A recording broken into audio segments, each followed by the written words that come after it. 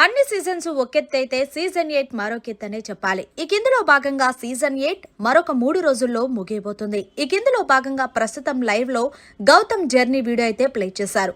నిజంగా Gautam journey video చూస్తున్నంత సేపు చాలా ఎమోషనల్ గా ఉంటుందనే చెప్పాలి.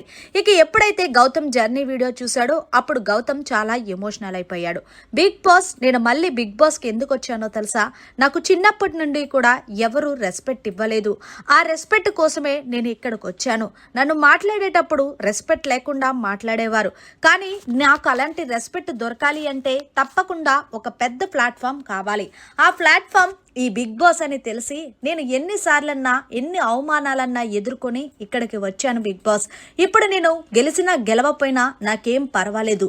నేను ఇక్కడి వరకు వచ్చాను అంటే తప్పకుండా నేను గెలిచినట్టే అని అనుకుంటున్నానంటూ గౌతమ్ నిజంగా చాలా ఎమోషనల్ అయిపోయాడు. నాకు ముగ్గురంటే ఇష్టం. ఒకటి అమ్మ, నాన్న, తర్వాత మీరు బిగ్ బాస్.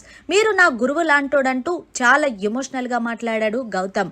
అంతేకాకుండా ఇప్పటి వరకు హౌస్ లో నన్ను ఉంచారు అంటే ఖచ్చితంగా నా ఆట తీరు మీకు నచ్చి ఉంటుందని, అలాగే ఈ సీజన్ ని విన్నర్ ని నన్ను చేస్తారని మనస్ఫూర్తిగా కోరుకుంటున్నాను ఆడియన్స్.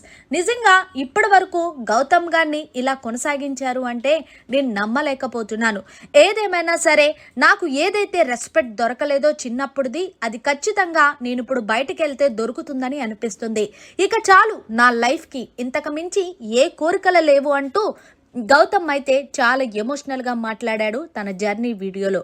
మరి ఏదైతేమైనా సరే కొంతమంది ఈ సీజన్ విన్నర్ నిఖిల్ అవుతున్నాడు అంటే మరికొంతమంది తెలుగునే విన్నర్ చెయ్యాలి, అది కూడా గౌతమ్ నే విన్నర్ చెయ్యాలని అంటున్నారు.